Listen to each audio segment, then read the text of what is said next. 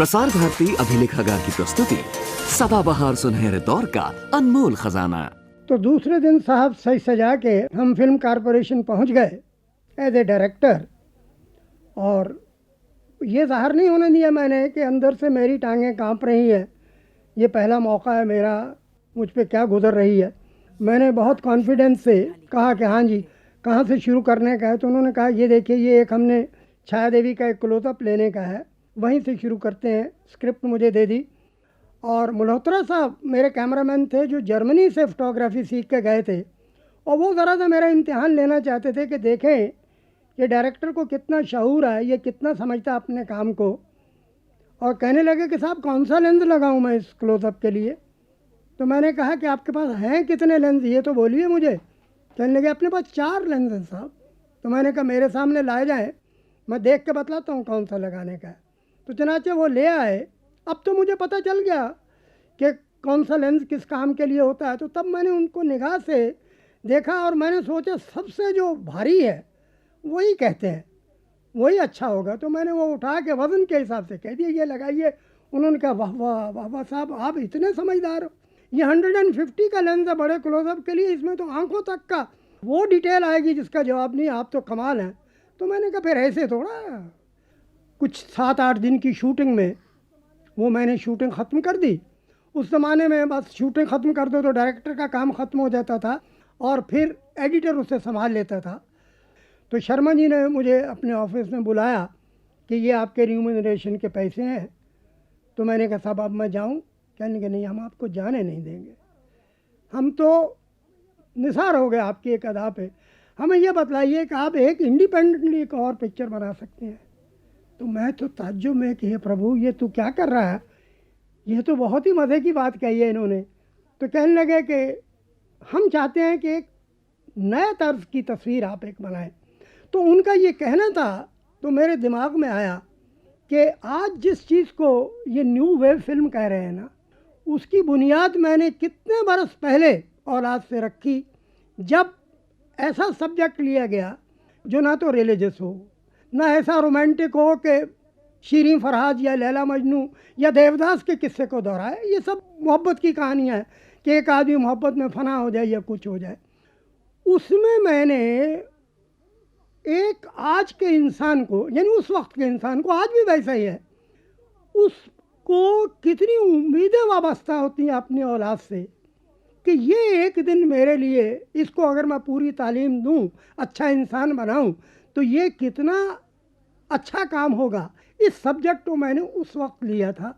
और मैंने जब शर्मा जी से ये कहा कि 2 लफ्ज़ों में ये मेरी ये कहानी है कि ये कहानी चिता से शुरू होगी कि एक आदमी की बीवी मर गई और 2 छोटे छोटे बच्चे छोड़ गई, और उसने ये ऐद कर लिया कि मैं सारी ज़िंदगी दूसरी शादी नहीं करूँगा और मैं इन बच्चों को इनकी खातिर जीऊँगा और इनको बहुत तालीम दे के, क्योंकि उस ज़माने में लड़कियों को इतनी तालीम देने के हक़ में नहीं थे। अंग्रेज़ के दौर की बात करता हूँ मैं। उस वक्त लड़कियों को फिर भी इन्फीरियर ही गिना जाता था, और कुछ लड़कियाँ ऐसी थीं जो आगे बढ़ रही थी। तो मैं इस सब्जेक्ट को लेना चाहता था कि उसने चिता पे अपनी बीवी के ये कसम खाई कि मैं तुम्हारी बेटी को सबसे ज़्यादा पढ़ाऊँगा और तुम्हारा जो बेटा है वो मेरी तरह से कुछ ना कुछ काम सीख के घर बार चलाएगा। मैं बेटी को ज़्यादा तालीम दूँगा क्योंकि ये तेरी तस्वीर है और मैं इसको सजाऊँगा। तो चिता से वो पिक्चर शुरू हुई थी और चिता भी मैंने उसे ख़त्म किया है कि उसने वो जो ऐद किया था उस बच्ची के लिए उसने क्या क्या नहीं किया, कितने रुपए कर्ज लिए इसलिए कि उसको आला से आला वो तालीम दे। लेकिन वही होता है कि यूथ बहुत सी ब्लंडर करता है। उसने ये भी नहीं ज़ाहिर होने दिया कि वो एक्चुअली एक लिफ्ट मैन है जो सारा दिन एक लिफ्ट चलाता है और बाहर आके कहता था कि मैं तो पैसे कर्ज पे देता हूँ, मैं तो बहुत खाते पीते लोगों में से हूँ, और बेटे मैं तुम्हें तालीम इतनी दूंगा कि तू एमए पास करना और तू एक इतना अच्छा चिराग बनेंगी, एक इतना अच्छा बल्ब बनेगी, उसकी इतनी रोशनी होगी कि हमारे घर में ही रोशनी नहीं रहेगी, सारे गांव में उजाला हो जाएगा तुम्हारे तालीम हासिल करने से। और उस शख्स ने कितनी स्ट्रगल की उस बच्ची को पढ़ाने में, और जब वो कॉलेज में गई तो उसको भी इश्क का भूत सवार हो गया और उसको भी एक बॉयफ्रेंड मिल गया। और एक दिन इत्तेफाक से वो जो बॉयफ्रेंड था, वो जिस बिल्डिंग में उसके बाप का ऑफिस था, वो उस दिन वहाँ छुट्टी थी, तो वो इस लड़की को इसलिए कि वहाँ ज़रा फुर्सत मिल जाएगी, अकेले रहेंगे, वो इस लड़की को वहाँ ले गया। और लिफ्टमैन जो था वो इनका बाप था। और जब बाप ने बेटी को अपने बॉयफ्रेंड के साथ देखा तो उसका माथा चकरा गया और वो हैरान रह गया कि लड़की ने बिल्कुल ओन नहीं किया कि ये मेरा डैडी है। वो भी समझ गई कि ये लिफ्टमैन है, लेकिन उसने अपने लवर को ये नहीं कहने दिया, क्योंकि वो तो झूठ बोलती थी कि हम भी बहुत बड़े लोग हैं। और ज्ञानी जी ने ये रोल किया था। मैं ज्ञानी जी को अपना गुरु समझता था, और तब मुझे पता चला कि ज्ञानी जी वो डेंटिस्ट थे अमृतसर के, अरूर सिंह उनका नाम था, एएस ज्ञानी अपने आप को कहते थे। मुझे पता चला कि वो भवनानी के पास मुंबई में एक एक्स्ट्रा की हैसियत से काम कर रहे हैं, और मुझे तो परवरदिगार ने डायरेक्टर बना दिया है, तो मैं उनको ग्रेट एक्टर क्यों नहीं बनाऊं। तो मैंने उनको ख़त लिखा, पैसे भेजे, शर्मा जी की मेहरबानी से वो मान गए। और उधर मैंने रमोला को तलाश किया और इन दोनों को बुला के कहा, मेरी आबरू आप दोनों के हाथ में है, लाज रख लीजिएगा। और ये पिक्चर औलाद शुरू हुई, और जब ये ख़त्म हुई तो उस ज़माने में साहब जो देखता था ये उसका दिल मुट्ठी में आ जाता था। और मुझे शर्मा जी ने कहा, एक विक्ट्री और चाहिए, ये बम्बई पहले सबसे हम रिलीज़ कर रहे हैं, तो आप जाओ इसकी रिलीज़ के लिए बम्बई। बोले कोई घबराने की बात नहीं। फिर मुझे ख्याल आया, यार वहाँ मेरा दोस्त है पृथ्वीराज, उसके भी दर्शन हो जाएंगे, बहाना भी मिल रहा है, तो बम्बई चले ही चलते हैं।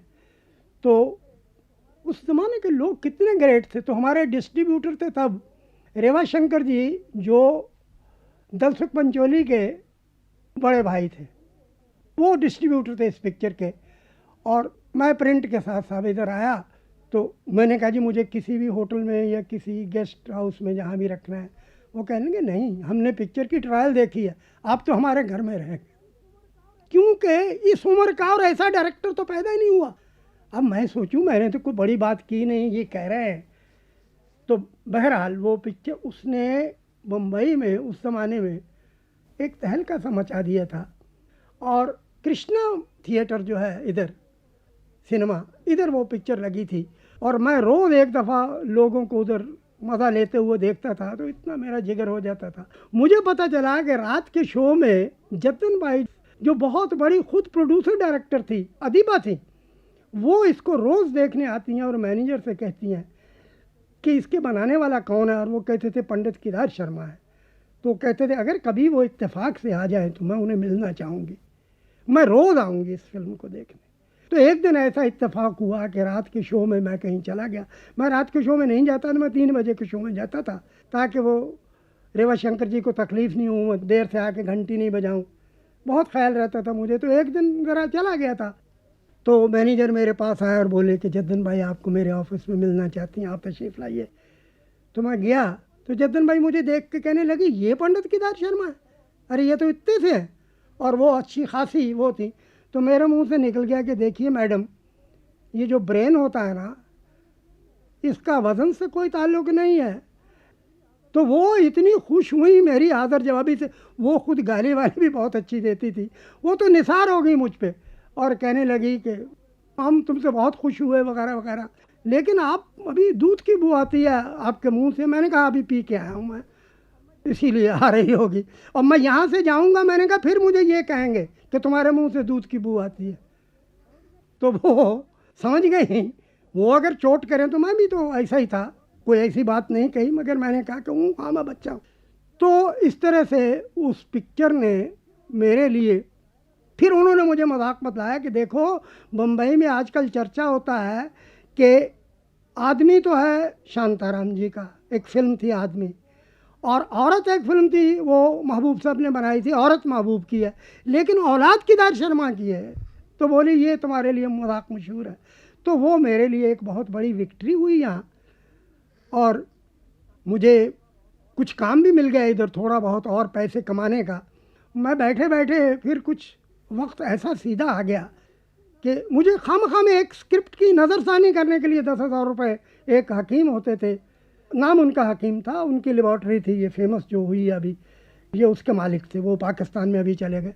उन्होंने कहा कि आप जैसा तो कोई लिखता नहीं, आप ये हमारी कहानी को पढ़ जाओ और इधर जहाँ जहाँ कुछ टुकड़े अच्छे डालने हैं वो डाल दो और ये 10,000 रुपये ले लो। मैं समझूँ 10,000 यूँ, ये लोग बम्बई वाले दे देते हैं, 10,000 तो बहुत होते हैं।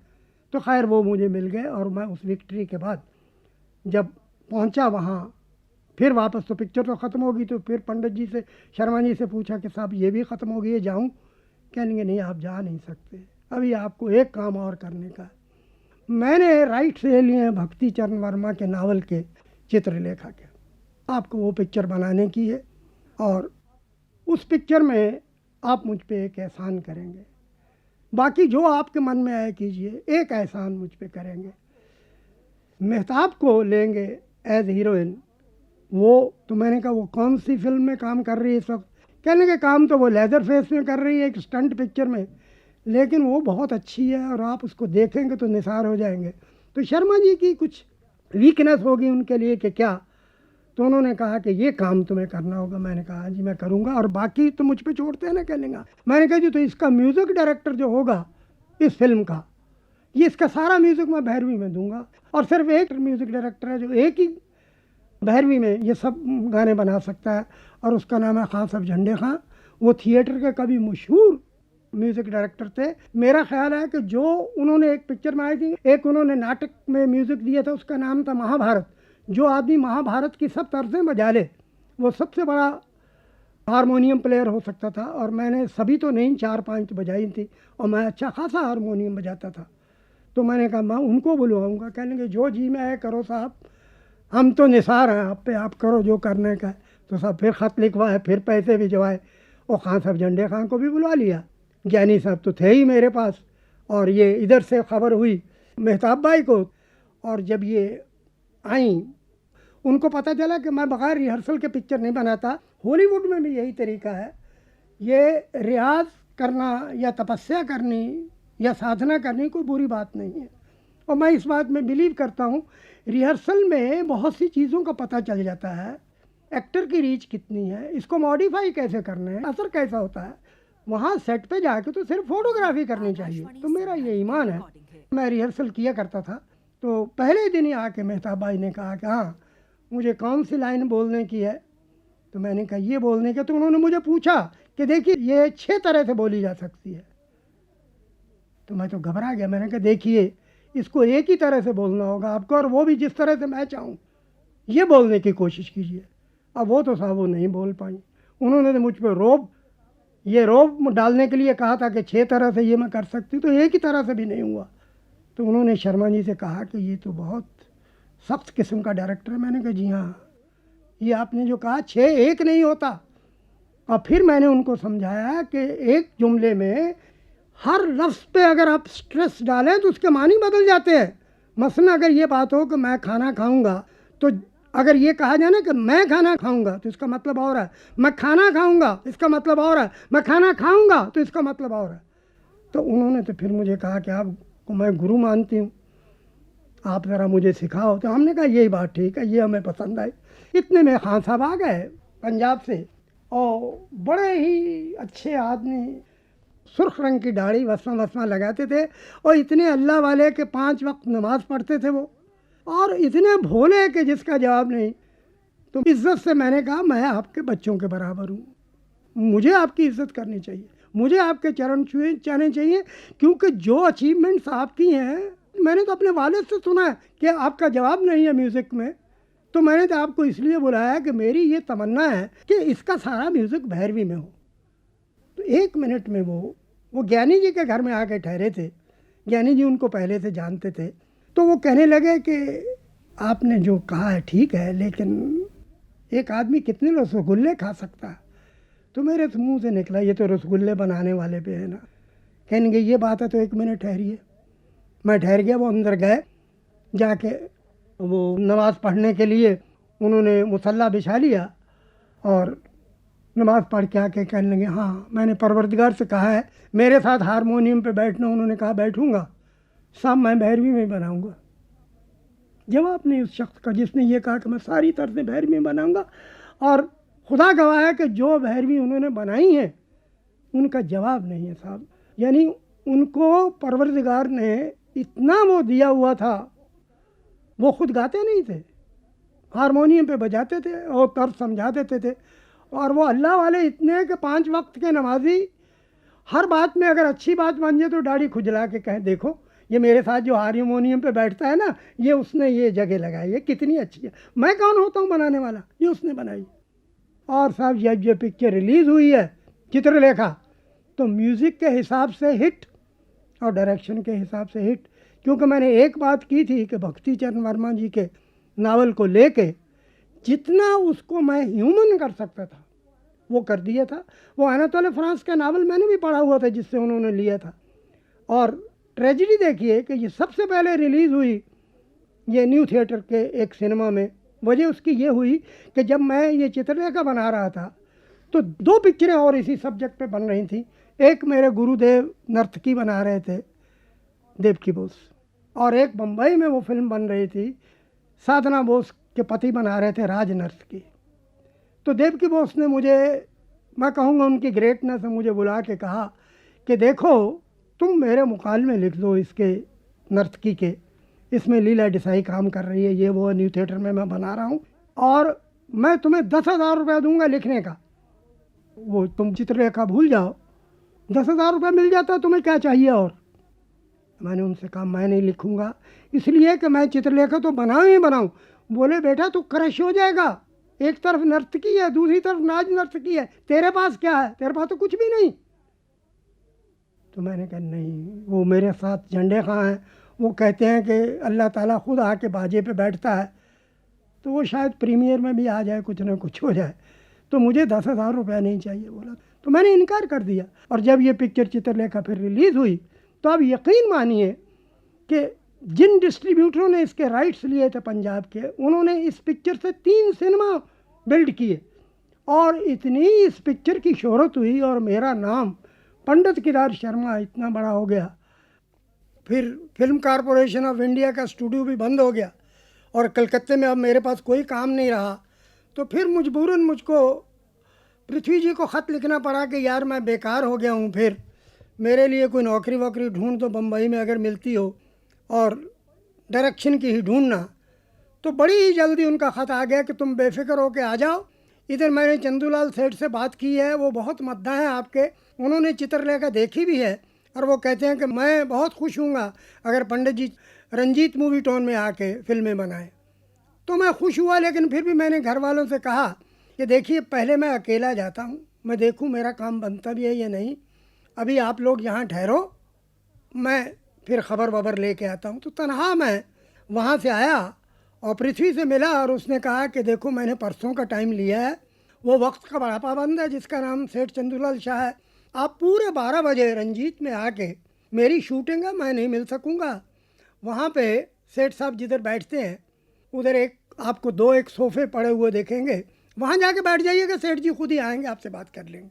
उन्होंने 12 बजे कहा था, मैं 11:45 बजे गया साहब, और वहाँ 2 सोफ़े थे, मैं बैठ गया। कोई 12 बजे के करीब पूरे वो एक गाड़ी आई, उसमें चंदूलाल साहब निकले, और चंदूलाल साहब जो थे वो बहुत ही पंक्चुअल और बहुत वो रेस्टलेस किस्म के इंसान थे, वो चैन से नहीं रह सकते थे, वो हर वक्त उनका दिमाग काम करता रहता था, हाथ हिलते रहते थे, और वो मूवमेंट में रहते थे हर वक्त। इतने में मैं देखा कि वो आए और इधर उधर देखने लगे, ना उन्होंने मुझे देखने की कोशिश की ना मैंने उनको देखा, मैंने भी सलाम नहीं किया, मुझको क्या पता कि ये कौन है।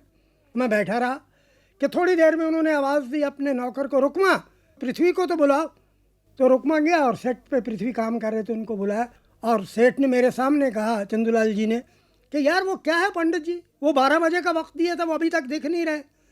तो मुस्कुरा के पृथ्वी ने कहा कि वो कौन बैठे हुए, वो तो आधे घंटे से बैठा हुआ इंतज़ार कर रहा। तो सेठ ने मुझे देख के कहा कि ये पंडित जी हैं, इसने चित्रलेखा बनाई है।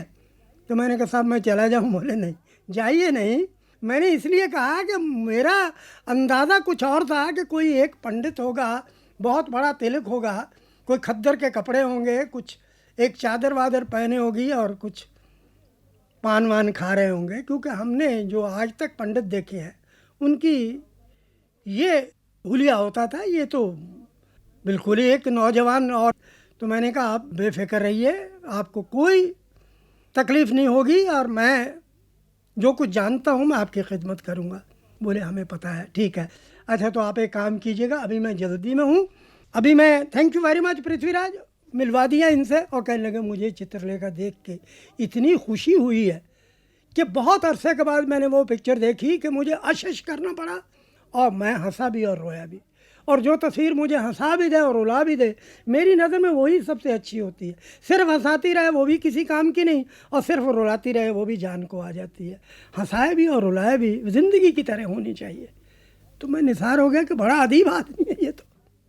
उस ज़माने में ओपरा हाउस चंदूलाल जी के कब्ज़े में था और ये शाम को वहाँ जाया करते थे। तो इन्होंने कहा कि शाम को तुम मुझे वहाँ मिल लेना, मैं तुमसे एक बात और करना चाहता हूँ, वो वहाँ करूँगा, अभी मैं जल्दी में हूँ।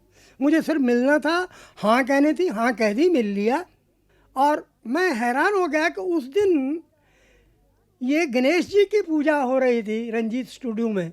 और जब मैंने देखा कि मेरा काम बन गया है, मुझे नौकरी मिल गई है, तो मैंने जाके वहाँ हाथ जोड़ के कहा कि आप देखो, जिसे मुझे जाना होता है आप मुझसे पहले आ जाते हो, आप मुझ पे बड़ा करम करते हो। और तब मुझे लगता है कि अंदर से आवाज़ आई कि बेटे अभी देख आज शाम को क्या होने वाला है। तो मैं फिर शाम का इंतज़ार करता रहा और 5 बजे ठीक मैं ओपरा हाउस पहुंच गया। और फिर वहाँ चंदूलाल सेठ आए और बोले आइए मैंने आपको बुलाया था। और एक नोटों की गड्डी निकाली, वो 5,000 रुपया था। मुझे कहने लगे ये रख लीजिए, ये साइनिंग अमाउंट है। तो मैंने कहा ये तो बहुत नोट है। बोले नहीं सिर्फ 5,000 रुपया। तो मैंने कहा ये 5,000 कम होता है? तो बोले ये तो बहुत कम है, कुछ भी नहीं है, आपको वहाँ जाने का है, वहाँ से आपको बीवी बच्चे सबको लेके आने का है, बहुत खर्च होगा, आप जानते नहीं ये जगह महंगी है, यहाँ पे आपको मकान का इंतज़ाम हमें करके देने का है, और यहाँ आपके लिए टेलीफोन बहुत ज़रूरी है। मेरे जितने डायरेक्टर हैं सबके पास टेलीफोन होना ज़रूरी है, क्योंकि मुझे जब मूड आता है मैं टेलीफोन पे बात करता हूँ। और आपको चिंता करने की ज़रूरत नहीं, वो हम सब कर देंगे, मेरा इधर बहुत रसूख है। और ये 5,000 कम है मैं जानता हूँ, मैं और दे दूँगा जब आप आएंगे। तो अब मेरी आंखों में आंसू आ गए कि देखो ये मुझे इतने पैसे खामखा में दे रहा है, मैं 5,000 तो सारी पिक्चर का लेता हूँ, चित्ररेखा का तो मुझे सारी पिक्चर का 5,000 मिला था, वो कह रहे हैं साइनिंग अमाउंट है। बहरहाल मैंने वो पैसे ले लिए और मैंने कहा जी रसीद। कह लेंगे आप बड़े भोले, रसीद क्या होती है? मैंने कहा वहाँ तो रसीद लेते थे। कहते वहाँ की बात छोड़िए, यहाँ मर्द की ज़बान है, ये कहा उन्होंने। और अब जब मैं आ गया तो पृथ्वी को ये ख्याल था कि मेरा दोस्त अब ये कहेगा कि मेरी नेक्स्ट पिक्चर का हीरो पृथ्वी होगा। और इत्तेफाक से जो सब्जेक्ट चंदूलाल जी ने सिलेक्ट किया उसमें पृथ्वी फिट नहीं होते थे। अब मेरी समझ में नहीं आया कि मैं अपने काम से धोखा करूं, चंदूलाल से धोखा करूं, कि अपने दोस्त को दगा दूं। तो मैंने सोचा दोस्त ही अच्छा है, वो माफ़ कर देगा, बाकी ना तो मेरा काम मुझे माफ़ नहीं करेगा, इसमें अगर मैं एक गलती करूंगा तो वो पीछे फेंक देगा मुझको, मेरा मालिक मुझे माफ़ नहीं करेगा, वो तो ज़रा ज़रा सी बात पे निसार हो जाता है मुझ पे। तो मैं अपने ईमान से ही काम लेता हूँ। तो मैंने कहा पृथ्वी से, मुझे याद आ गया, पृथ्वी ने मुझे सिर्फ इतना कहा कि मैंने सुना है कि तुम अगली पिक्चर में मुझे नहीं ले रहे। और फिर वो चुप हो गए और 2 मिनट में मैंने देखा कि उनकी आंखों में नमी आ गई। तो मैंने उनको गले लगा के कहा कि यार इशारतन भी ने शिकवे बयां किए होते, सिए थे होंठ तो आंसू भी पी लिए होते। तो उन्होंने और गले से लगा लिया और कहने लगे तू मुझे भूला नहीं है ना? मैंने कहा कहाँ भूला हूँ, मजबूरी है, तुम मेरा साथ दो। कहने लगे अच्छा मैं कुछ नहीं कहूँगा, तुम्हें जो करना है करो। और मैंने दूसरे दिन चंदूलाल से कहा कि साहब मुझे कुछ नहीं चाहिए, जो आप देंगे मुझे चलेगा, कोई कैमरामैन मुझे कोई भी दीजिए, मैं सब ये शोबदे जानता हूँ, मैं कर लूँगा, कोई म्यूज़िक डायरेक्टर दीजिए, सिर्फ मुझे मेरा ये सारी पिक्चर मेरी एक एथिस्ट पे है जो भगवान से मुनकर है, और वो उसके लिए मुझे सिर्फ मोतीलाल चाहिए। कि यार तुमने दुखती रख पे हाथ रख दिया। मोती यहाँ का टॉप हीरो है हमारी कंपनी का, और उसके कॉन्ट्रैक्ट में ये है कि वो डायरेक्टर अपना पसंद करता है, हम उसको नहीं कह सकते कि इसकी पिक्चर में काम करो। तो आप एक काम करो, आप मोतीलाल से मिलो, मैं तो ज़बान दे चुका हूँ, मैं तो नहीं बोलूँ। मैंने कहा ऐसी बात है? कहेंगे हाँ, मोती डिसाइड करता है कि मेरा डायरेक्टर कौन होगा। तो मैंने कहा अच्छा मैं मिल के देख लेता हूँ। मैं निसार था मोती पे, इसका जवाब नहीं है। तो मैं दूसरे दिन मोतीलाल साहब के पास चला गया, वो प्रिंस थे, शहजादे थे, उन्होंने मुझे देखा तो बोला आप बाबूजी हैं जो कलकत्ते से हैं? मैंने कहा जी मैं बंगाली नहीं हूँ, आप मुझे बाबू माशा मत कहिए, मैं नॉर्थ का रहने वाला हूँ, मैं आपका बड़ा मद्दाह हूँ। कहने कहा आप होंगे, मैंने तो आपका नाम भी नहीं सुना। मैंने कहा ये भी मेरी खुशकिस्मती है कि आपने मेरा नाम नहीं सुना, मैंने तो सुना है, आपको देखा भी है। तो मेरी तमन्ना ये है कि जो मैं पिक्चर बना रहा हूँ आप ज़रा उसमें हीरो का काम करें। कहने लगे देखिए मेरी 3 शर्तें हैं, अगर आपको मंजूर हो तो मैं काम करूँगा, नहीं तो नहीं। मैंने कहा फरमाइए, अगर हो सका तो मैं करूँगा। कहने लगे पहली मेरी शर्त यह है कि मैं ठीक 9 बजे मेकअप समेत सेट पे आऊँगा और 6 बजे के चाहे शॉट पूरा हो चाहे नहीं हो, चाहे आधा हो, मैं चला जाऊँगा। मैंने कहा मंजूर है मुझे, मैं ऐसा हिसाब कर लूँगा कि 6 बजे से पहले ही आपका शॉट ख़त्म हो जाए। कहने लगे दूसरी शर्त, मैं संडे को काम नहीं करता, my appointment is with the horses. उनको रेस का बड़ा शौक था। मैंने कहा सब ये भी मुझे मंजूर, संडे को मैं आपकी शूटिंग नहीं रखूँगा। कहने लगे फिर तीसरी बात बड़ी मुश्किल है। मैंने कहा फरमाइए। बोले मैं रिहर्सल नहीं करता। तो मैंने 2 मिनट सोचने के बाद कहा कि अच्छा ये भी मंजूर। तो जो मेरे असिस्टेंट है कलकत्ते से मेरे साथ आए थे, उन्होंने मुझे कहा कि आपको क्या हो गया बम्बई में आके, आप तो लगता है कि सब अपना वो तेज ही खो बैठे, आप इसकी हर शर्त पे हाँ हाँ करने लगे। मैंने कहा बेटे ज़रा देख तो, इतनी जल्दी क्या है, पहचान तो मुझे ज़रा, ठहर जा ज़रा, दम ले। तो चनाचे यही हुआ जी। 3-4 दिन ज़रा मोतीलाल साहब ने काम किया और ज़रा उनकी झिझक, वो जो मुझे समझते थे कि मैं कुछ बहुत ही वुडन, कुछ हवा किस्म का हूँगा, वो सब निकल गए। उनको पता चला कि नहीं ठीक ही है, चलेगा। तो संडे एक दिन वो था, वो भी गुजर गया। तो फिर एक दिन मंडे को मैंने मोती साहब से कहा कि देखिए आज तो सिर्फ एक ही शॉट है और रंजीत में ये जो लड़के काम करते हैं इनको कभी फुर्सत नहीं मिलती है, ये हमेशा बेचारे 24 घंटे काम करते हैं, एक शॉट है, अगर आप एक शॉट कर दें तो इन सबको मैं पैकअप कर दूंगा, फिर सेट नया बनने वाला है और तो कुछ कर नहीं सकता, सबको छुट्टी मिल जाएगी। आप अगर आज इतना कर्म कर दें तो मैं आपका बड़ा ही आभारी हूँगा। वो तो कहने लगा अरे नेकी और पूछ पूछ, एक शॉट अभी करते हैं, बोलो क्या है। मैंने कहा बोलता यूँ कि जब तक ये लाइट करता है, ज़रा लंबा शॉट है, थोड़ी उसमें मूवमेंट है, आप ज़रा वॉच करो मुझे मैं क्या करता हूँ। तो मैंने उनके लिए वो शॉट किया। अब वो मौका था when I wanted to tell him कि बेटे ये जो इतनी शर्तें तुमने कही हैं, तुम देख तो लो तुम किसके साथ काम कर रहे हो, ज़रा पंजा तो मिलाओ। तो मैंने खुद एक शॉट किया और करके उसके बाद कहा हाँ भाई लाइट होगी, ये लाइट करो, और मैंने कहा भी आप कीजिएगा शॉट। साहब वो लाइटिंग हो गई, मोतीलाल साहब ने शॉट किया। मैंने कहा वाह वाह क्या बात है। कहने लगे नहीं साहब वैसा नहीं हुआ जैसा आपने किया था। तो मैंने कहा क्या करें फिर। बोले एक रीटेक और कर लो, क्या जाता है। तो मैंने कहा एक रीटेक और कर लेते। अब मैंने जो असिस्टेंट थे ना मेरे, मैंने कहा वॉच करना भी क्या करता हूँ मैं, अब जादूगरी देखना। वो फिर किया इन्होंने, वो उससे भी कमज़ोर। मैंने कहा बहुत अच्छा, इसको रख लेते हैं। बोले नहीं यार वो बात बनी नहीं है, मैं एक और टेक करता हूँ। मैंने कहा एक और कीजिए। आप यकीन मानिएगा कि रात के 9 बज गए और मोतीलाल साहब ट्राई कर रहे थे और वो शॉट नहीं हो रहा था। फिर उनकी आंखों में आंसू आ गए और मुझे उन्होंने बुला के कहा कि ये मुझसे क्यों नहीं हो रहा। तो मैंने कहा कि आपने कहा था ना कि मैं रिहर्सल नहीं करूँगा, रिहर्सल तपस्या है, उससे होता है। तो कहने का अच्छा आज से मैं करूँगा, मैं माफ़ी चाहता हूँ। ये जिस पिक्चर का मैं जिक्र कर रहा हूँ ये अरमान है, इसका नाम अरमान था और ये एक एथिस्ट के बारे में थी। एक प्रिंस था जो भगवान से ऊपर जाना चाहता था और कुछ एक्सपेरिमेंट करते करते अंधा हो गया था। और ये 1941 का जिक्र कर रहा हूँ, तब मैंने रंजीत ज्वाइन किया था। और इस पिक्चर में जो हीरोइन थी वो शमीम थी, जो बाद में पाकिस्तान चली गई और वहाँ उन्होंने एक बहुत बड़े अदीब से शादी की। वो भी बड़ी भोली भाली लड़की थी, वो उसमें काम करती थी। और फिर ये आलम हुआ कि मोती जी को मुझसे इतना प्यार हो गया कि उन्होंने कहा कि भले मेरी शूटिंग हो चाहे नहीं हो, भाई तुम प्रोग्राम में मेरा नाम लिखा करो, मैं तुम्हें काम करते देख कर निसार हो जाता हूँ, मुझे बहुत कुछ मिल रहा है। और साहब मेरे ख्याल से आज तक कोई हीरो ऐसा नहीं जो इस तरह से डायलॉग बोले कि उसको डायलॉग नहीं दिए गए, वो खुद बोल रहा है, वो सिर्फ मोती था और कोई मुझे ऐसा नहीं मिला। कभी कभी पृथ्वी ये सुन के नाराज़ होते थे, मैं कहता हूँ नहीं बात सही है। इसके दौरान में एक दिन शूटिंग में शमीम काम करते करते सचमुच बेहोश हो गई, इतनी उसके जज्बात में वो कहना जो मुतासर हुई इससे। और मोती ने देख लिया कि ये गिर जाएगी तो सर्वर फट जाएगा उसका, वो भागते हुआ है और उसको बचा लिया। और मुझे कहने लगे देखो आप जादूगरी मत किया करो, हम एक्टर लोग हैं, हम पे पता नहीं क्या गुजरती है जब आप बयान करते हो। तब मुझे पता चला कि मैं सचमुच कुछ तो असर होगा मेरे कहने में।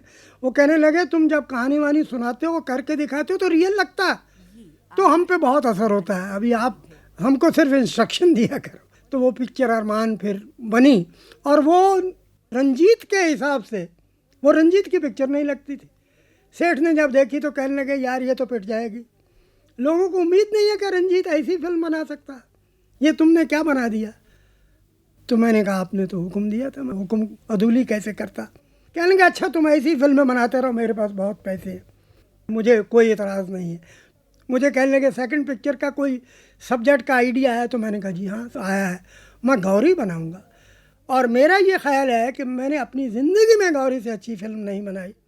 उस पिक्चर की मैं ज़रा सी एक कहानी बतला दूंगा। वो ये है कि दुर्गा पूजा का त्यौहार एक होता है कलकत्ते में, और वहाँ पे कुछ कुम्हार लोग हैं बंगाल के, जिनकी रोटी इसी बात पे चलती है कि वो सारा बरस तमाम दुर्गा के पार्ट्स बनाते रहते हैं, मुंडी बना ली, हाथ बना लिए, उनकी माँ, उनकी बहन, उनकी बेटियाँ यही काम करती रहती हैं। जब दुर्गा पूजा का वक्त आता है तो उनको असेंबल करके वो किसी न किसी सजा के उनको कलकत्ते ले आते हैं, और उनसे जो पैसे मिलते हैं फिर उनसे उनका वो सारा बरस उनका गुजारा चलता है। तो कहानी ये थी, उसमें मुझे एक ऐसी भोली लड़की चाहिए थी गौरी का रोल प्ले करने के लिए कि जो सिर्फ ज़माने की सताई हुई थी और जिसको कुछ भी पता नहीं था, और जिस पे जितने भी जुल्म हो सकते थे वो हो जाए और वो उफ नहीं करे।